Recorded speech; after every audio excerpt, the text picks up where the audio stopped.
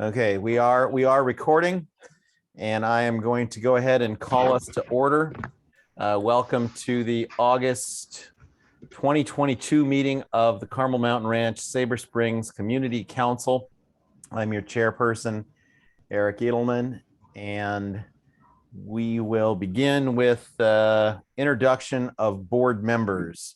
So let's see here. Dan, are you out there? Well, I'll introduce Dan Curran or Dan Thompson. Sorry. Oh, sorry. So yeah, I'm Eric Edelman. I'm the chairperson. I'm a homeowner in Carmel Mountain Ranch and have resided here for more than 18 years. And my official seat on the board is as a business representative because my business is also headquartered in Carmel Mountain Ranch. So Dan Thompson, are you with us? I don't think so.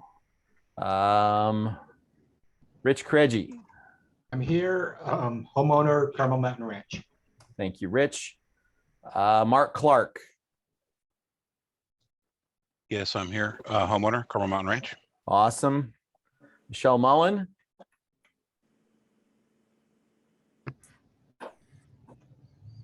Michelle, I see you there. Sorry, I didn't hear you. Oh, Yeah, Michelle Mullen, homeowner. thank you. Kurt Carlson. Kurt Carlson, homeowner. Dustin Leal. No.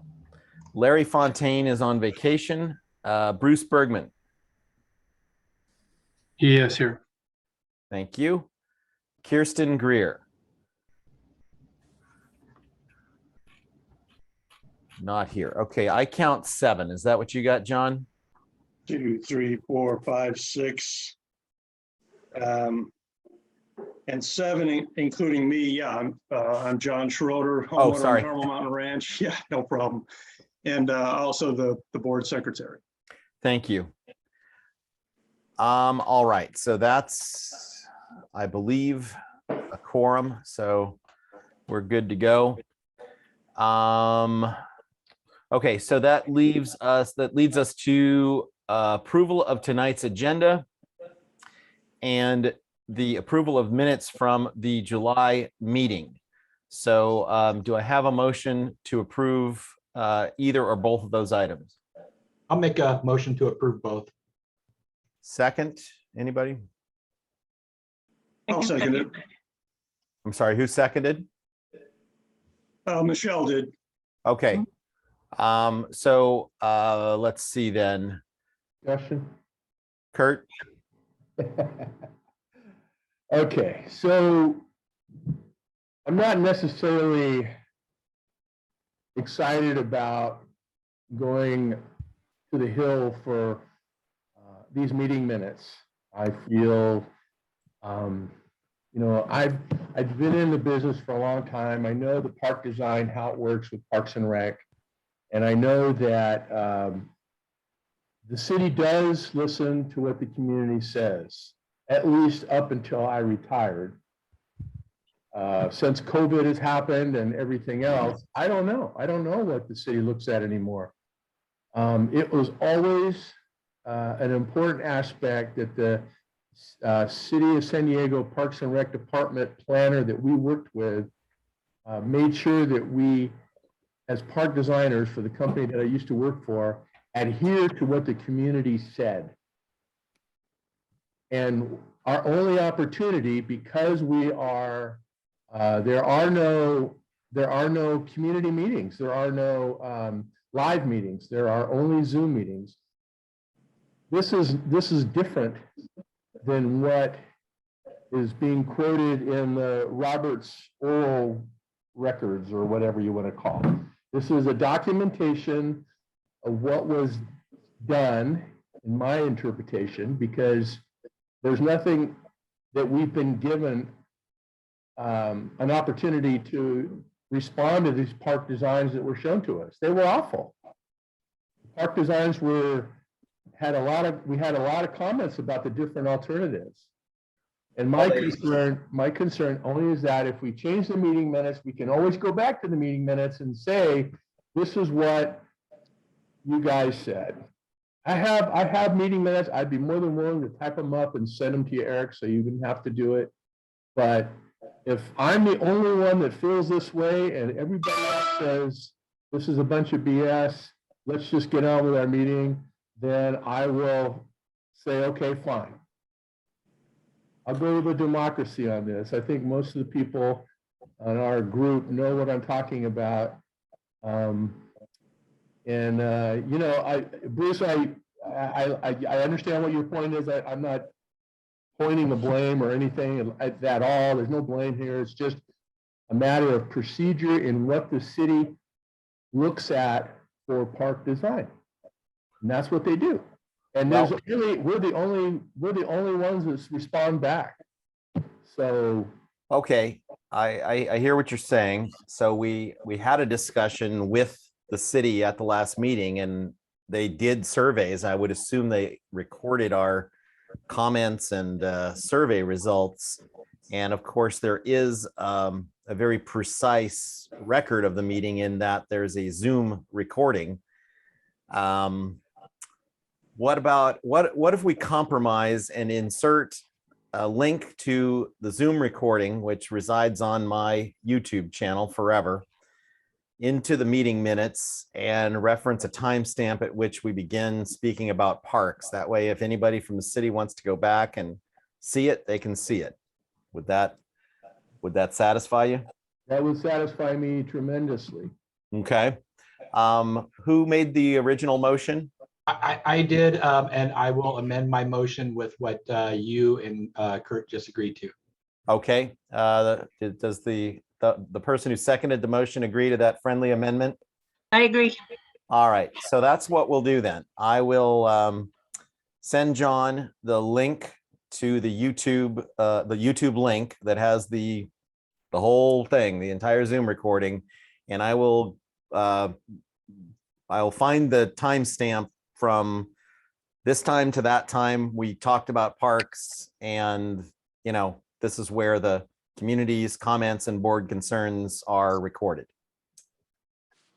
Awesome. Okay, so with that, let's vote. I guess since there's well, Dan Thompson came in. Dan, you want to introduce yourself real quick? Hello, am I talking? I guess so. You are Dan talking. Thompson, business representative, sitting in my backyard. Good evening. Beautiful, thank you. Okay, so given there's 8 of us here, does anybody have any objection to the approval of agenda and minutes or abstentions or anything like that? Otherwise, we'll assume approval. But we'll approve it.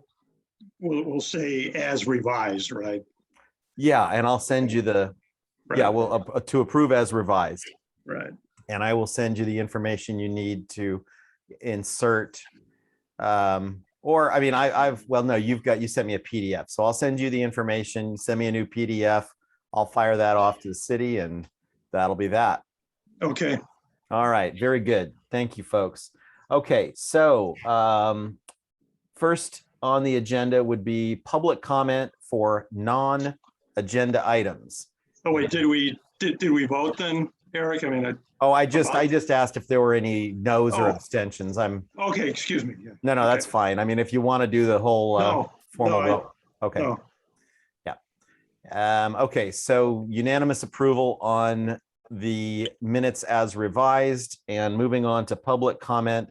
I see that Mark has his hand up, and I will begin timing you at 3 minutes, Mark.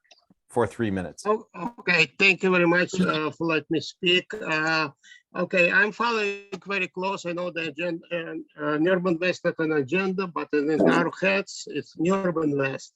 So on July 20, by the review of City of San Diego, project was requested resubmittal from Urban West. So we need to find out what's going on, even going to be resubmitting the project back to the city, or what is the problem with the project. So it's been by the head of the Javier del Valle. He's in charge of reviews. So he requested from Urban West a resubmittal of the plans. Okay, so we need to know what changes we're going to make on the resubmittal and why is requested, because I know the recheck was requested on engineering review request, on the landscape was review. Okay, on the planning was requested the recheck. On transportation development was request, and water and sewer was requested the recheck. Also geology request was requested, and long range planning was completed. Long range planning was completed. Park and recreation, by the way, it was already complete in review, but we didn't complete any our comments and anything, but we already complete review for some reason. So this just to let you know. So this is all, just let you know when it's resubmittal. So changes coming. Okay, thank you. Okay, thank you. Okay, we got some more people I've got to admit here. All right, any other non-agenda public comment? Yes. Lori M. I live right across the street from the Highland Ranch Park, and I was a little late into your meeting because I was at the door with the incoming PTA president. Last night, the people in the park jumped the fence and graffitied the elementary school with dirty, vulgar images and words, and we've had a problem for at least 2 weeks with people hanging out there. I personally have called the cops multiple times. The last time I called, I hung up after 25 minutes of not being able to get through.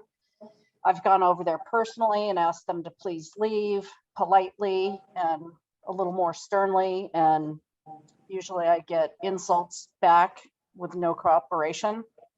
So I'd like to know what we can do about getting more police enforcement or possibly closing the park during the summer when the kids are hanging out when they're not in school.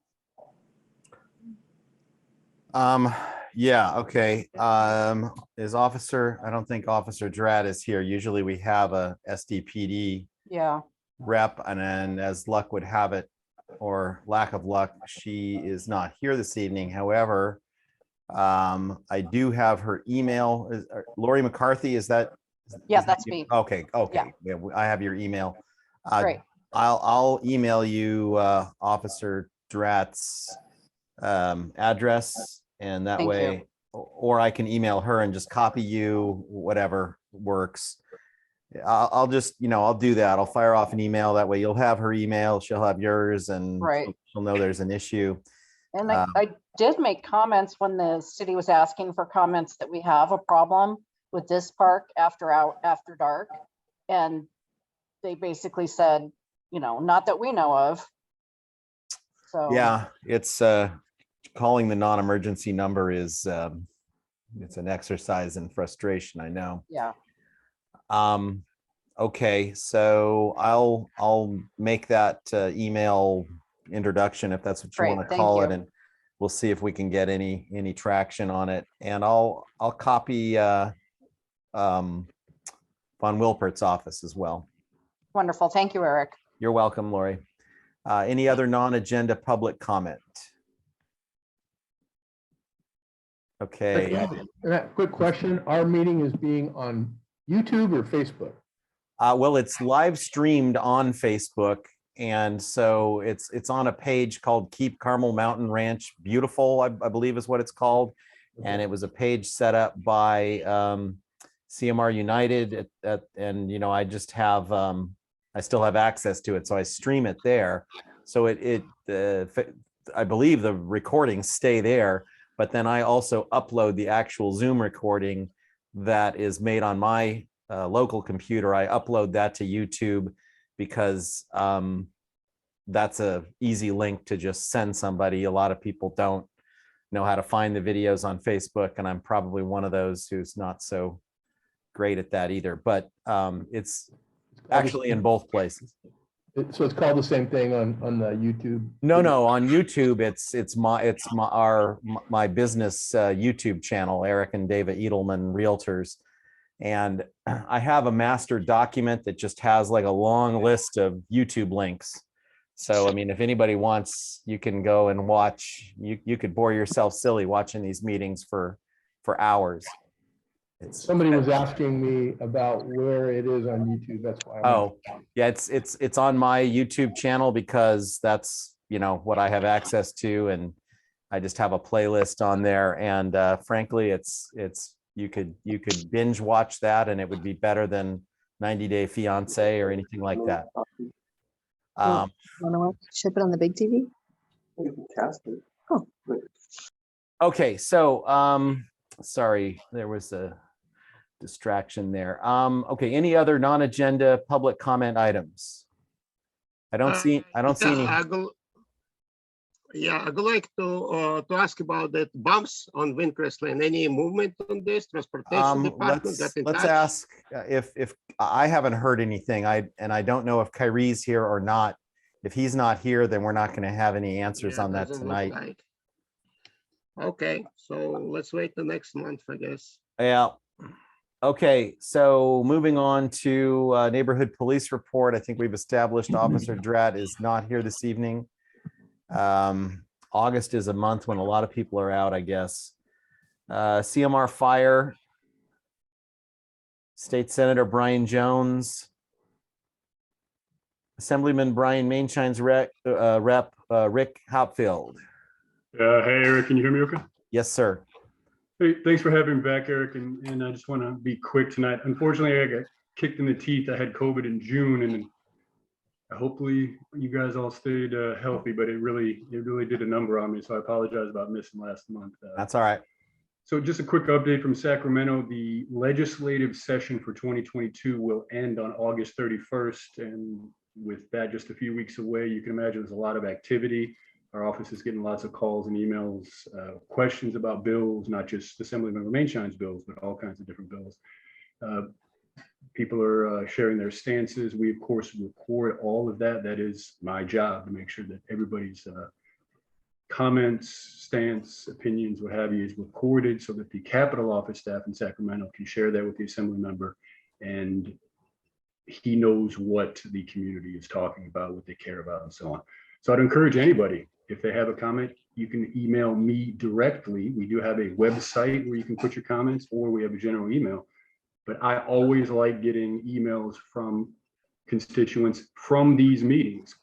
Kurt is one of the only ones that reached out to me directly with a question. And it's, like I said, it's nice when we attend these meetings and spend as much time we do together. It'd be nice to have a little more personal interaction. But I won't take any more of your time. That's kind of the update. There's not any questions you have for me. I'll just put my contact information in the chat as always. And Eric, unless you have something in particular, I don't want to take too much of your time tonight. Okay, does anybody have any questions for Brian Mainshine's office? Doesn't sound like it at this time, Rick. So hopefully you're feeling better. I got it at the end of July and just cleared on Sunday. So not fun. Nope. Not fun. Eric, thank you. And let me put my info down here. Okay. Cool. Thanks, guys. Okay. County Supervisor Joel Anderson's rep, Michael Friedenberg.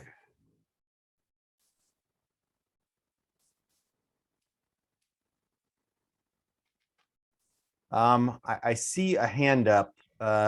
Sarus,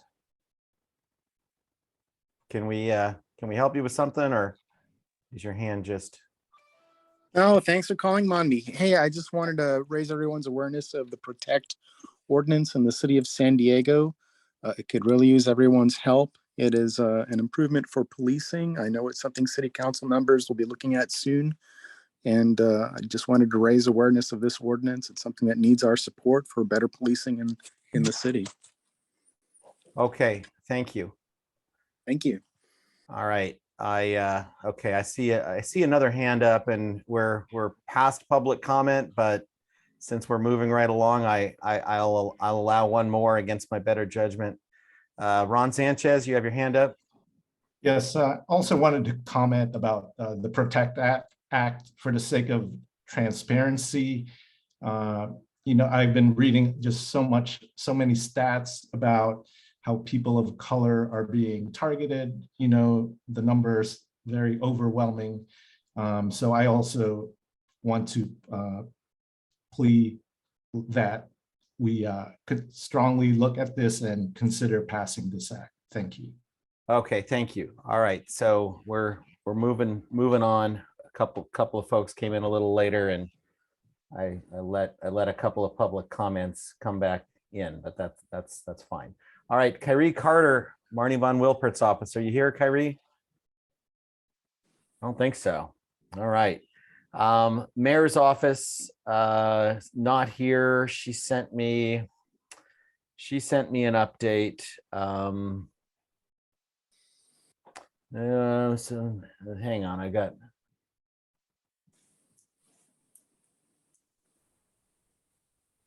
Okay. Okay, she sent me an update. Where did that go? Here it is. Okay.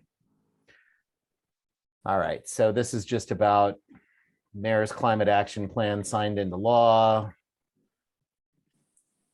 Say another, it's just about stuff that I mean, if anybody wants to know what the mayor's office has been up to, I think you can probably go on the city's website and see it. There's nothing of specific import to our community in that update. I mean, I guess I'm making that judgment for everybody, but all right, never mind. Tony Kempton, San Diego Planning. Yeah. Right. Okay. Scott Peters. Any representative from Scott Peters? No. Oh, what? Okay. So with that, we are up to item K, and we have Justin Causey, who is with MD7 Mobile Infrastructure. And he is going to be talking to us about the AT&T and T-Mobile wireless equipment relocation.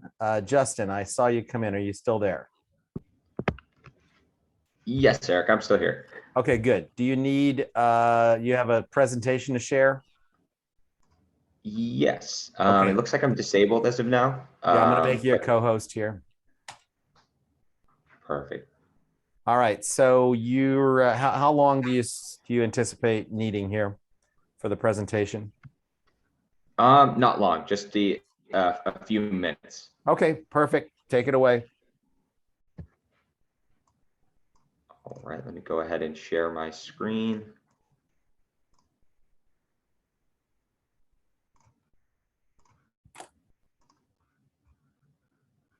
All right, well, thank you, Eric, and thank you to the entire Carmel Mountain Ranch community for allowing me to bring this project in front of you. As Eric was saying, this is, my name is Justin Causey. I'm Land Use Project Manager for MD7 here, representing AT&T and T-Mobile. Both of them are actually relocating at 14050 Carmel Ridge Road. Under two different projects through this city. They are going to maintain their separate CUPs, but since they're identical projects, we figured we can do one presentation to kind of go over everything. So a bit of a history and kind of objective of the project. AT&T and T-Mobile are both relocating due to some redevelopment on the property. The existing wireless communication facilities are fully concealed, and the proposed permanent facilities will remain fully concealed as well. We are also requesting a temporary facility to maintain service during the construction of the permanent facility. And I'm going to get into that a bit more later as to the reasoning why.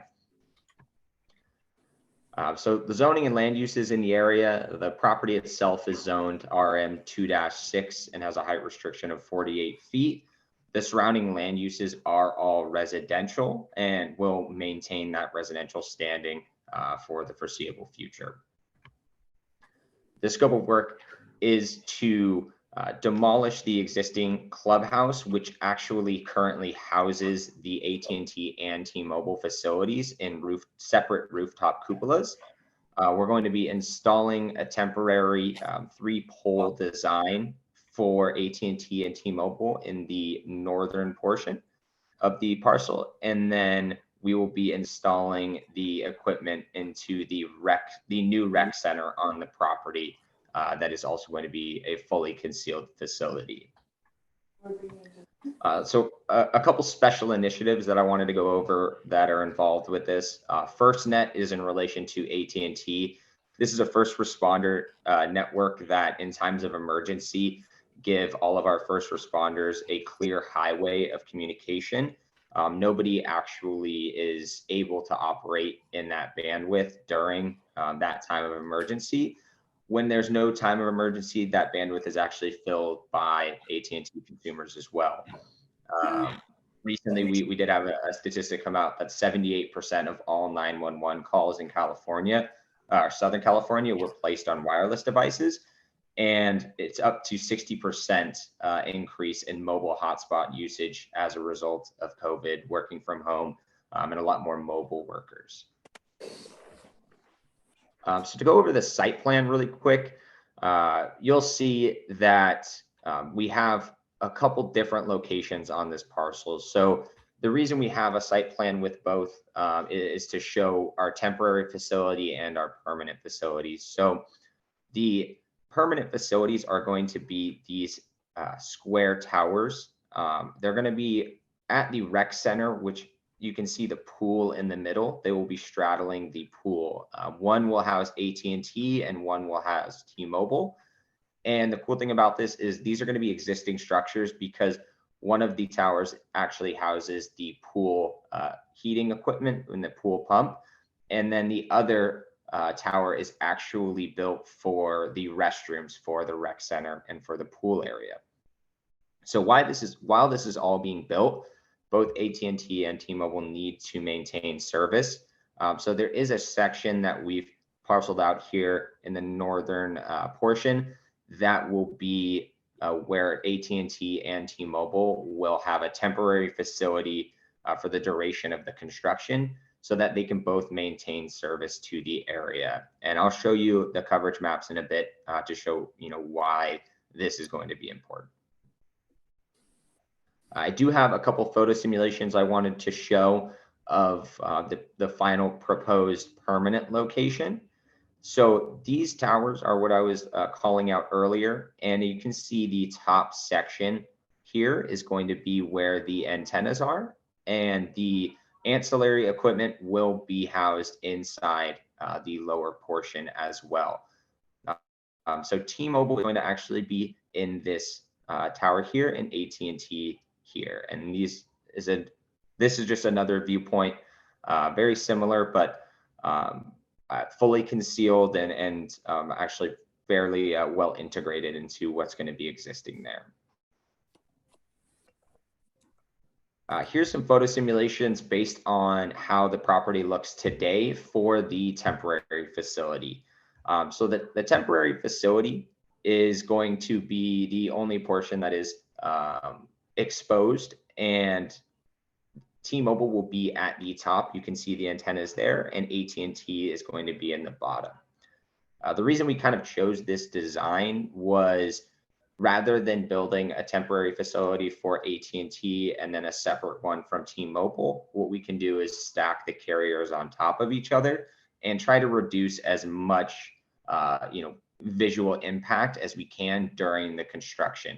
But once those permanent structures are built, we will be moving immediately over to those permanent towers.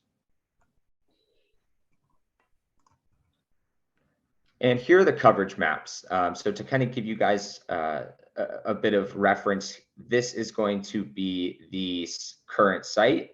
This is the 56 running through. And this is going to be the proposed coverage you see here, red being the worst coverage, green being the best. And the coverage really isn't going to be increased by this project. It's really going to be maintaining the coverage and increasing the capacity with some newer technology.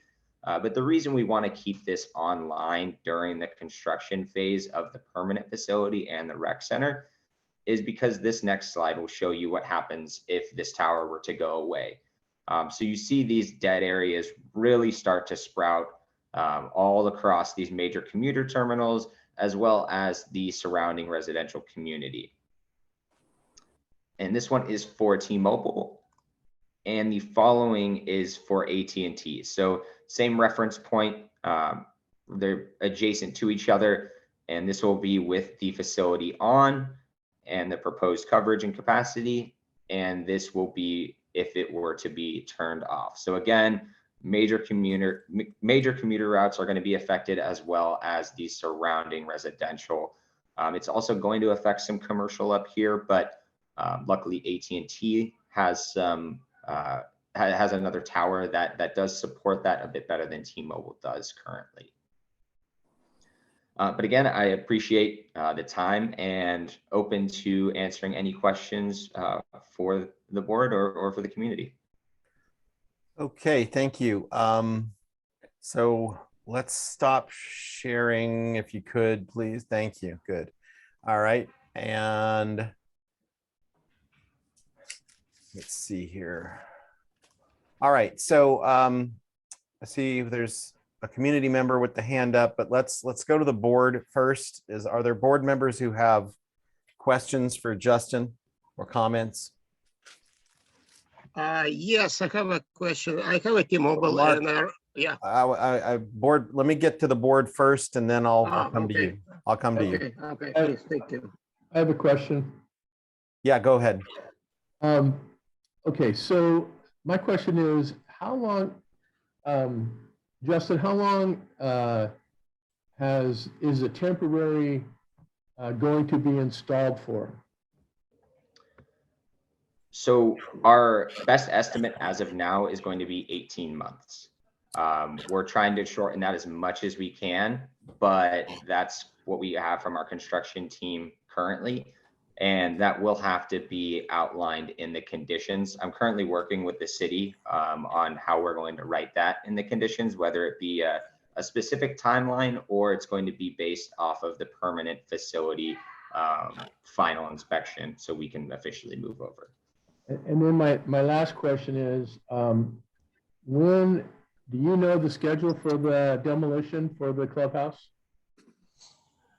Sorry, you broke up there. Was it when? Do you know the schedule for the clubhouse demolition? I don't have the final schedule right now, but I do know that it is in process. We actually, it's a bit of a chicken before the egg because there is the wireless facility that is on the power. So we officially moved the wireless facilities over to temporary power so that they can get their SDG&E disconnect. So now they're going to be able to give me that calendar.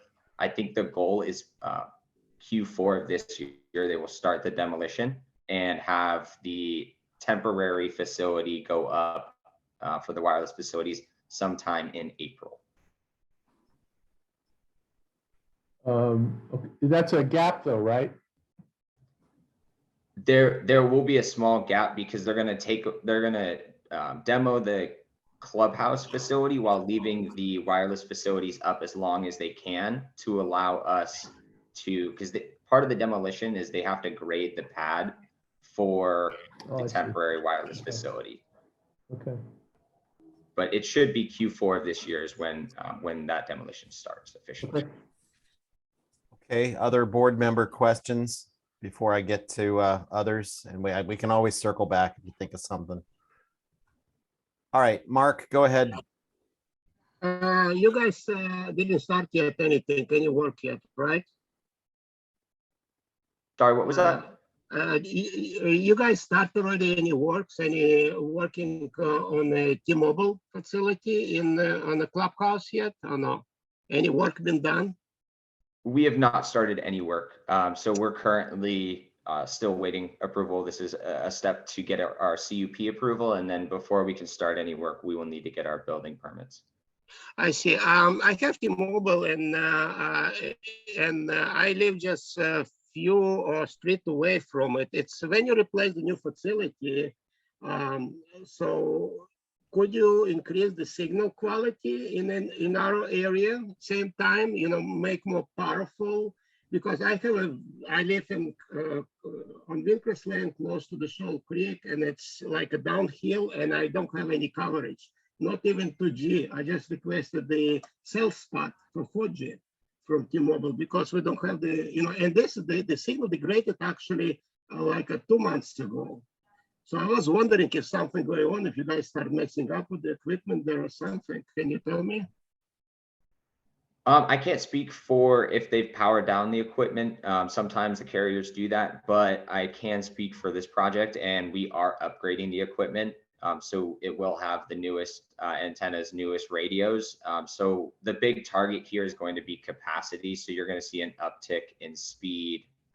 Latency is going to go down, which is basically the time it takes for the information to get to you. So you should see a much higher quality signal, yes. Okay, this is going to be 5G facility, correct? Correct, yes. Okay, and this anything connect to the high-speed internet from T-Mobile? For the like home use? No, not for T-Mobile. The current provider in the area, I believe, is AT&T, but I'm not as in tune with the internet. It's completely separate from what we do. We're focused strictly on the wireless infrastructure. Okay, thank you. Absolutely. Okay, yeah, there's a pretty bad dead spot at the bottom of Windcrest as you transition across Shoal Creek Drive. It's definitely dies out right there as somebody who's on the phone a lot. Okay, any other questions? Board members of the public, this is your chance to ask any questions or raise any concerns you might have about what's going on with this wireless equipment. Okay, so Justin, what I have this on our agenda as an action item. What action is it that you would request of us this evening? So I am requesting that we get the recommendation for approval for both CUPs, and that's going to be PRJ 1055812 and 55826. So both the AT&T and T-Mobile CUPs. Okay, so the CUP is just to relocate the equipment in the manner that you've described. Correct, and the city has actually allowed us to lump the temporary facility in the CUP as well. So it will be for the relocation and the temporary facility. Okay. Justin, excuse me, Justin, could you repeat those two CUP numbers once again for me for the minutes? Absolutely. The AT&T CUP is going to be PRJ 1055812. Okay. And the T-Mobile is PRJ 1055826. Okay, great. Thank you. No problem. Okay. Does anybody want to make a motion to approve these? I'll make a motion to approve it. Kurt? Second. Dan, second. Okay, so let's, Mr. Secretary, would you call the vote? Sure. Eric Edelman. Yes, I vote yes. Okay. Stan Thompson. Yes. Rich Kregge. Yes. John Schroeder is me. I'll vote yes. Michelle Mullen. I vote yes. Kurt Carlson. Aye. Bruce Bergman. Yes. And that's it. So that's 4. That's unanimous. Okay, so that's 8-0 then. 7-0. We You forgot me. Oh, Mark. Okay. That's right. It's no video. I'm gonna vote. I'm gonna vote no just because of that. I'm just kidding. I'll vote yes too. Okay, 8-0. Yes, unanimous. all right. We like our wireless. Okay. All right. So that then passes 8-0, and Justin, you can have whoever usually the city people email me a form that I need to complete, or however they want to do it. Just have them get in touch with me, and I'll confirm this is what happened. Absolutely. I think it'll be Ian Heacock, so I'll have him reach out to you. All right. Okay. Well, thank you for coming. And we'll look forward to continued wireless service. Absolutely. And I appreciate it again. Thank you, everybody. If you have any further questions, you have my contact information. My door is always open. Thank you. You guys have a good rest of your evening. You too. Okay, so that brings us to Coast Income Properties Incorporated, Dan Curran.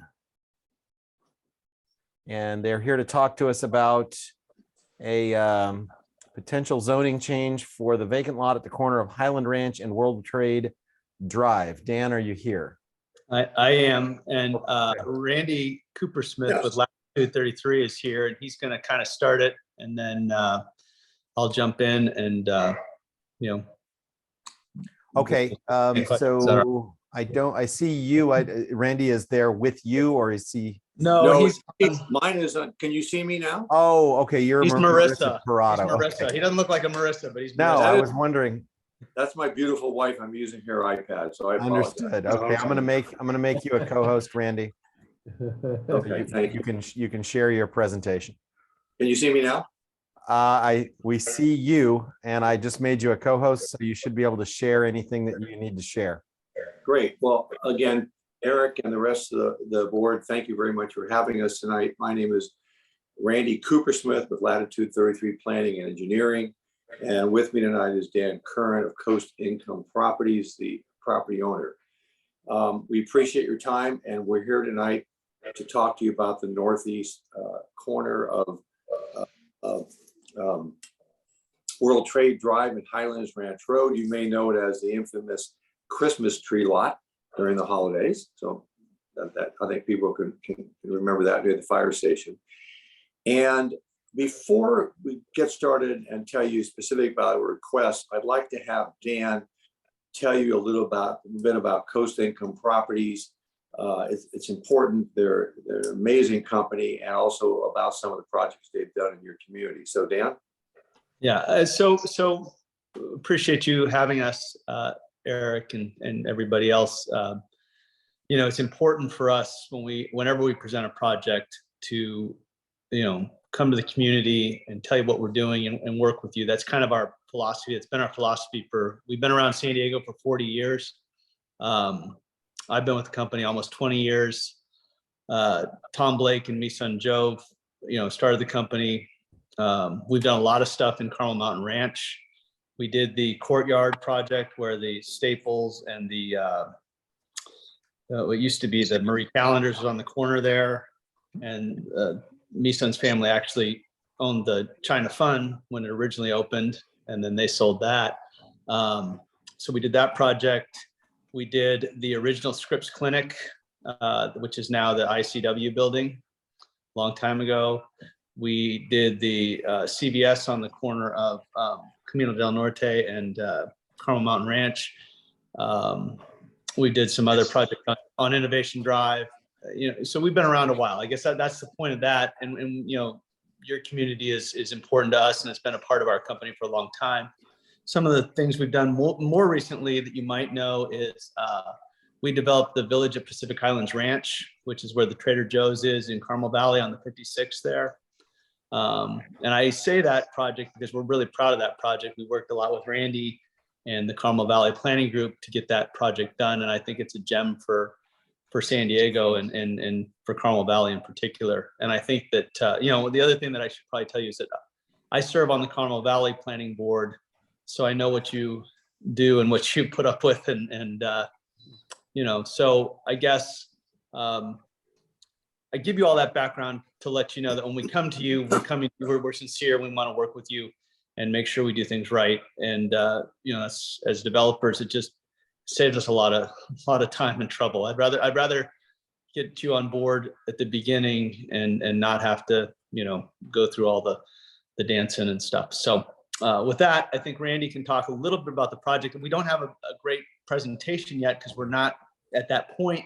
But we're asking you, Randy will make the ask of what we're looking to do. So Randy.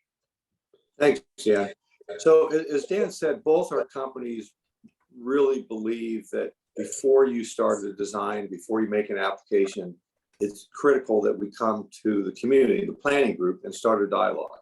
We want you to know who we are, and we want to hear what you had to say. I remember, Kurt, you were saying earlier about the city and the Parks Department, you don't know if they hear you anymore. Well, we really do care, and that's our style, and it's really been very valuable for us to do that. So the property right now, from a land use standpoint, we could build a gasoline service station by right. It would be a simple, easy, quick process. As you know, the city is also looking for properties to build high-density housing. We don't think that either of those uses is the appropriate or the best use for the site. Instead, we think a very well-designed car wash that would serve the community is the best use. And what we'd like to do is, again, continue this dialogue. We would like to, before we start working on any design and make an application, get your thoughts. And hopefully tonight, the ask is that you give us a recommendation for approval on the conceptual land use of a car wash there. And assuming we get that, our commitment is that we would continue to have a very detailed and a full dialogue with you. We would come to you with a design through the process. The challenge is that a car wash needs a rezone and probably a plan development permit. So it's going to be a much more difficult task. Before we spend the time, effort, and considerable money to do it, we thought it would be very smart to come to you and say, do you think it's a good idea? Hopefully you agree with us. And then we can go forward again with the dialogue. We can go with confidence to the city saying, we've talked to the community on the land use, not the plan. And that's important to us. And we're going to continue to work with you. So again, that's why we're here, to start the dialogue. And then hopefully the ask is that you vote to support the conceptual request for a car wash. And then we would proceed with the actual application and design. Can I just add one thing, Randy? I think it's funny. I was surprised by this, that the way that the current zoning is, we could do a car wash if it was associated with a gas station, but we couldn't just do the car wash separate from the gas station. It's kind of archaic, but Randy and his people, they said that's just the way the city code works, and so we're sort of stuck in this weird position where, But I think overall for your community, it's probably, I mean, if I lived there, I'd rather have just a car wash. So anyway, that's what we're asking for. Okay, cool. So let's start with board member questions or comments. Yeah, this is Mark. I think this is a horrible idea, because where am I going to get my Christmas tree? I'm just kidding. I do have a quick question. I know you don't have any kind of, but conceptually though, you are thinking of a drive-through or like a high-end car wash, right? Not like a set of brick walls for self drive-in and car wash, right? Like, okay, because I grew up in the ghetto, and I'm not really interested in that kind of car wash. I'm just okay. So it is one of those like Soapy Joe's or like a drive-through, like that's over by the Outback or something like that. Yeah, and we're talking to a couple of entities now. I don't have a deal with them yet, but we're getting close, and they're all, like you said, they're Soapy Joe's type. I mean, they're all nice. It'll fit with your community, I think, pretty well. We're not going to do something that won't, and you wouldn't allow us to anyway. Yeah, I'd like to see a good one compete with that Chevron around the corner there. I hate that place because they never clean my car right, and it'd be good to have show them some competition. Right on. I think it's a good idea. I'd go for this. I have a couple of questions. I wish there was some kind of a rendering where we could kind of see what it might look like, how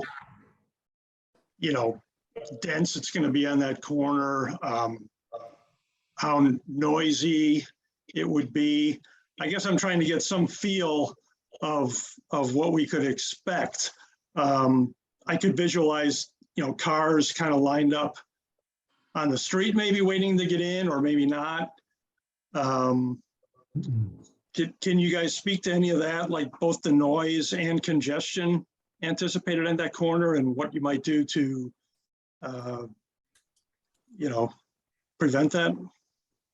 Yeah, I think what in the designs that we've seen, and we've been to several of these different. We're talking to multiple groups, so I don't want to, but in each one of them, they have stacking programs so that it doesn't spill out onto the street, because that doesn't do good. Multiple lanes. They're pretty efficient and pretty slick operations, and it's amazing what they can do on an acre site. So I think that, obviously we would commit to coming back to you and showing you kind of what the plan is. But before we get to that step, we just need to know whether, as Randy said, the ask is whether you'd support conceptually the idea, and then understanding we'd have to come back with more specifics. I don't have them, other than I know that I can tell you one thing, that all these companies that we've been talking to, they're all committed to green. They recycle the water. It's about 90 to 95% of the water is recycled. So they've come a long way from what Mark had in the ghetto or whatever. So I think you'd be pleased with the design. And historically, this property at one time was approved for a Midas muffler shop. So I think that this is an improvement over that too. So. Wow. And John, I would just say, we can definitely appreciate your question, and I'm glad you asked it. At the same time, I would ask you to appreciate the fact that we really don't have a design. We have a use, and we don't want to do a design until we know that you're comfortable as a community with the use. And then our commitment is that we will work very closely with you on the design, and come as frequently as you would like, and get your comments. So. Okay. So I'll just okay. come in really quick. Bruce, yeah, go ahead, Rich, and then Bruce. Yeah, I want to agree with Mark that I'm really going to miss the Christmas trees there. Whereas really I'm so used to seeing that during the holiday season. Maybe when you put a car wash up there, you can have like a Christmas tree decoration. But I agree with John. My only concern, I like the idea, good use for that spot. My only concern would be with overflow into the street. That's a very busy intersection, especially when school is getting out and when school is coming in, and there's even a lot of traffic there that goes to other schools, not just Highland Ranch. So that would be my only concern. But yeah, I think a car wash sounds great. Bruce? Yeah, I'm just curious what other types of businesses you've considered. I mean, you mentioned a gas station and such, and all those are kind of boring as far as I'm concerned. But is there anything else that could be in there that would be more useful? Maybe a restaurant or something else other than a car wash? Not that I object to the car wash, but it's, like I say, it's just kind of boring. Well, I guess I would answer that the car washes all really want to be there, and so that's probably the highest and best and most valuable use to us as the developer. I probably I don't know that a restaurant would. I think we kicked around some other ideas, but I think that the car wash is, in our determination, the best use for that site. And I think my comment would be that the market has told us too over the years that a restaurant is not good for that site. Otherwise, people would have come at some point over the last 20 years and said, let's work together on it. Nobody has. So you're saying that the market research you've done says the best use of that corner is a car wash. Yeah. Okay. Mark and then Kurt. Okay, it's no horrible idea. We have already 3 gas stations in Carmel Mountain Range. 3 of them have car washes already. Okay, gas station, no. We have how many 4 gas station, including Costco, who, can beat Costco price, number 1. 2 miles away in Sabre Spring, we have Soppy Joe, for the better car wash, cost $10. Okay, you want to go to the $8, you go to the Skittles, another 2 on Carmel Mountain Road, with Stater Brothers. It's another car wash, their Magic Touch or something like that. So we do $8, but we do the same equipment what you're trying to put for this beautiful view lot. This lot not been used for 40 years. If you guys are aware about, we're going expecting 25% increase in our population in Carmel Mountain Range. And we need expansion of our library across the street. This spot is beautiful for the expansion of our library. So, or we needed a fire station expansion because of the increase going to the population in our area. Car wash, we don't need it. The traffic going to be this is nice, beautiful corner. I live in this community for over 30 years. This lot not been used for 40 years. And this is what we get, a car wash or gas station. We have to come up with something better. Restaurant maybe with a nice view, beautiful. Or something else we have to come up, better idea. Sorry, I'm against it. And I know many members of our community against it. And it's no car wash here. It's going to be signed all over the corner. And I'm going to be the one who going to produce them. Thank you. Thank you, Mark. Kurt? The only comment I'd have is that's important would be to make sure that the streetscape has a good amount of landscaping that creates the, continues the street theme that's pretty important in Carmel Mountain Ranch. I think the landscape could also help mitigate visually the car wash itself, whether it's creating some mounding or just making sure that the vegetation is tall enough to where it is screening people, sitting in their cars, mostly, driving by. So that's the one comment I had about it. But I don't object to a car wash. I think it'd be nice. It's only a quarter of a mile from my house. Thanks, Kurt. Appreciate that. Dan here. Okay. Mark Clark had his hand up, and then Dan, was that you? Yes, sir. Okay, go ahead, Dan. I've already spoken. Go ahead, Dan. Oh, Dan, go ahead, Dan. I am shocked, but I agree with Mark. I think it's a total bad use of that corner. I don't think we need, I mean, a car wash closed on Poway Road. I don't think that corner is good for a car wash, and that's my opinion. And hey, we're good. Okay, Mark Clark. Yeah, I had a quick question. Actually, sorry I didn't ask this earlier, but the good point was brought up. I mean, nothing has been there for as long as I've lived here, which is about 20 years, and obviously longer than that. So, do you have any point of view on why? Like, why I've always honestly thought about that. I was like, oh my gosh. And I was actually thinking the other day, I was like, I wish I had the funds to buy the lot and put it in a nice little restaurant. And so why has it gone vacant for so many years? And why now with a car wash? Well, it was owned by a family for a long time, the Midas family, the people that had the Midas muffler franchise here in San Diego. Okay. Dale Polite.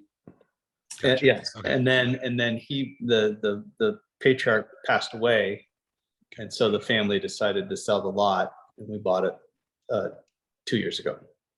Okay, so that's why. Okay, thank you so much. Appreciate it. I can speak a little bit to it because I remember they wanted to put Krispy Kreme there, and I believe this council didn't like that, and at the time the city was listening to us, so that didn't happen. Krispy Kreme went somewhere else. And then I don't know why they never built the muffler shop. I'm glad they didn't, but that was what they had intended to do with it. But I think they ran into some trouble with that. And as long as I'm talking, I'll just finish what my thoughts on this. And that is, I hear a lot of I hear, you know, people are supportive and others are not supportive of the car wash idea. I think we all know what the city of San Diego would like to see happen there.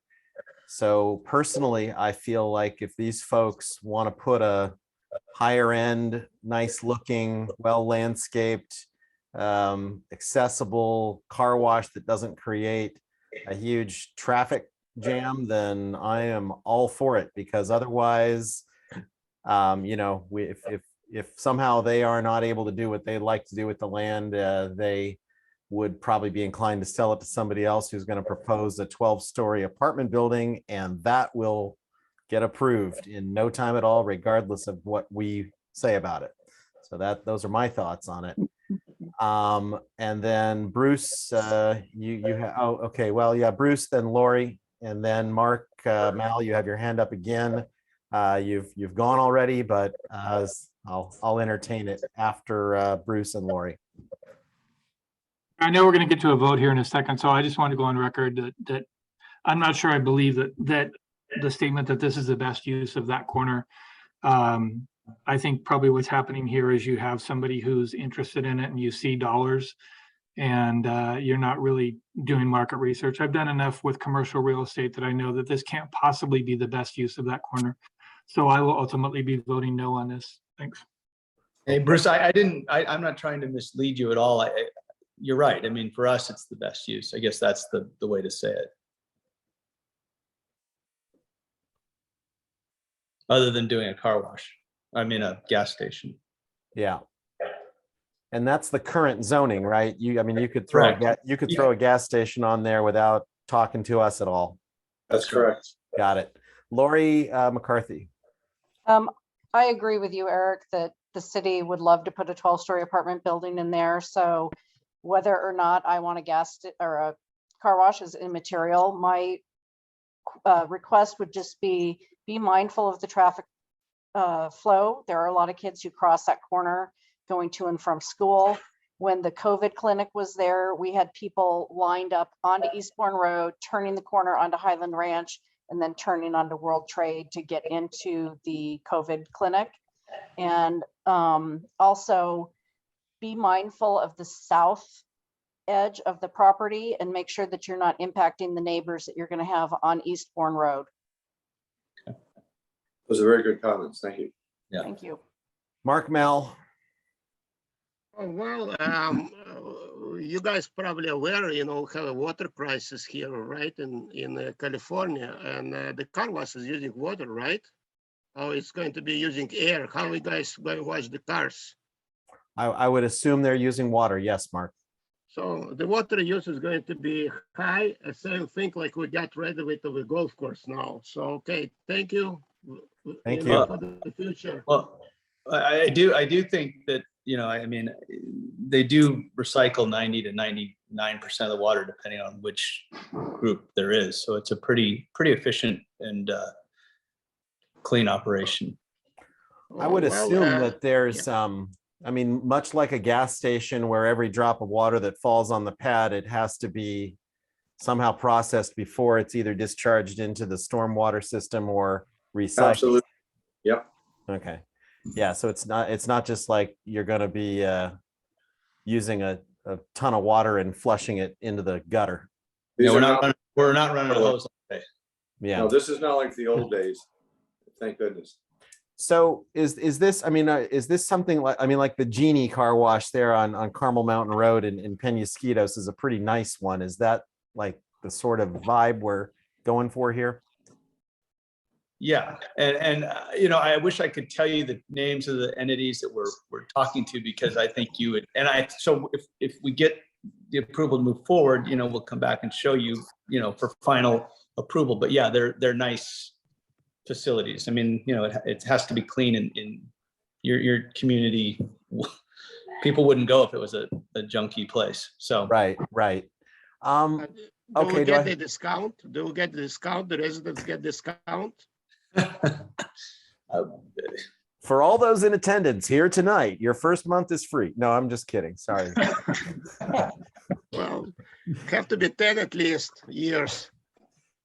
Yeah, okay. All right, so any other discussion, comments, questions for these folks? I mean, I think what they're looking for tonight is essentially it's like an initiation, I guess, right, guys?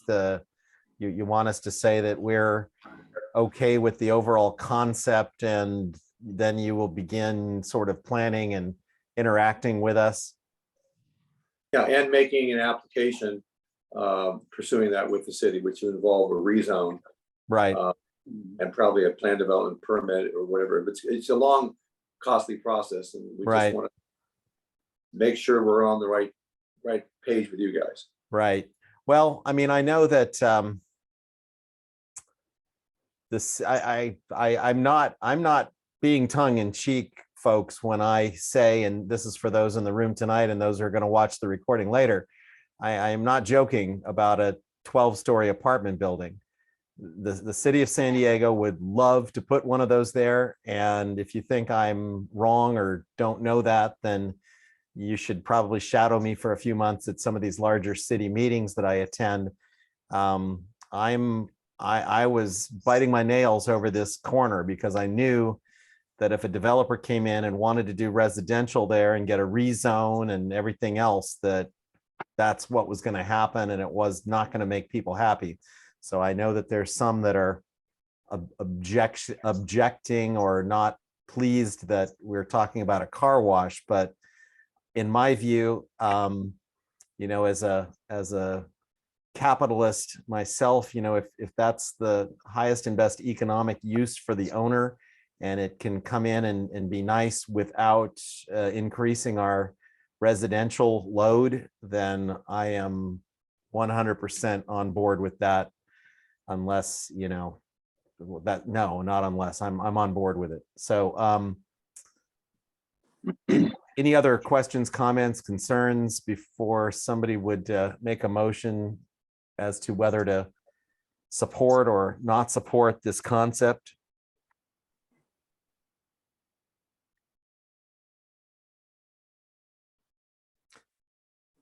As the chairperson, I don't think I can make the motion, so I would need somebody to do it. I'll make a motion that in concept, we agree to the car wash idea until we see the actual concept. Right. So I mean, that's the thing. I mean, they'll proceed with their plans, and I am, based on my conversation with these guys and what they've told us here tonight, they're going to come back to us and we're going to do some iteration on what this is, and then ultimately, you know, the final project will come before us for recommendation to the city or not. And yeah, so Kurt, your motion is to initiate the concept. Yeah, I'd like initiate the concept in the Carmel Mountain Ranch flavor. Okay. Do I hear? Is that the motion that we're looking for, Daniel Kern? Is that kind of the wording that we're looking for? Randy, I'm going to defer to you on what we needed to say, but yeah, I think that's right. Yeah, I'm comfortable with that. I think it's clear. Our request was to ask you if you could support the concept of the use, and I think that's exactly what Kurt's motion does. Okay. So the motion is to support the concept of a car wash on that corner. Correct. Yes. Right. Okay. Yeah, I'll second that motion. Okay. All right, then let's call the question. Mr. Secretary, go ahead and put it out there. All right. Eric Edelman. Yes. Dan Thompson. Abstain due to the fact that the city won't listen to us anyway. Okay. Rich Kregge. Yes, I approve. Okay. John Schroeder, I approve. Mark Clark. Approve. Michelle Mullen. I vote yes. Kurt Carlson. I vote yes. Bruce Bergman. Sadly, I vote no. Okay, and that 1, 2, 3, 4, 5, 6, 7, 8. So we've got 6 yeses, 1 no, and 1 abstain. Yeah, okay. I mean, I guess I don't as far as the abstention goes, I guess that's I mean, I think you can abstain as long as you have a reason, and that's Dan's reason, so okay. All right, so that's 6, 1, 1. Well, thank you very much. Correct. Correct. Okay, well, yeah, and then so Dan and Randy, I guess, do you anticipate having something to go over with us next month, or is it going to be a couple of months from now? What's your idea there? Well, hopefully, I would love it to be next month, but you know, it usually takes a while to get a lease done. Yeah. But we are, I mean, it should be, you know, knock on wood, in the next month or two. So maybe your October meeting, if you have one. We do, and that's actually probably fine. Next month we have our final discussion about parks from the trails developers. So would be probably tough next month anyway. And then I guess at next month's meeting, I suppose we can discuss the formation of a subcommittee, or I don't know. I think we're small enough that we can probably just do this at our regular meetings, but we'll see how people feel about it. But in general, I guess you can take that to the city and let them know that we're okay to see a plan for a car wash. Okay. Well, I really appreciate the time, and you know, hopefully we can, you know, earn the votes of those that aren't in favor. I mean, you know, we do appreciate the time. Hey, oh, sorry, I was muted for a second. I was coughing. All right, great. Thanks, folks. Thank you very much. Everybody have a great evening. Yeah, thank you. All right. Bye-bye. Bye. Okay. The only other thing on the agenda is the chair's report, and I actually forgot to. I was going to just delete this item because nothing new has really happened. It's going to be a meeting with Marnie von Wilpert, and well, I guess I can report that I'm going to meet with Marnie von Wilpert and the other District 5 planning group chairs. When is the date on that? It's later this month. I've got a meeting with those folks to discuss how people feel about the proposed changes. And you know, frankly, I think it's, you know, Marnie's doing what Marnie does and being you know, engaging with us. Ultimately, I think that the policy revisions have probably overwhelming support at City Council. Whether or not she will support, I don't know, but it's going to be revised at some point before the end of the year, and then we'll have to see what the final document says, and then how we, or if we, reform this group under the new guidelines. So that's all I've got on that. Does anybody have anything else? We got a small group in a few minutes. So does anybody have anything else? Doesn't sound like it. All right, well, great. Then that really brings us to the end of our meeting. And if there are no objections to an adjournment, I will do that very soon. Doesn't sound like it. All right, well then, we're adjourned until next month. I'm going to stop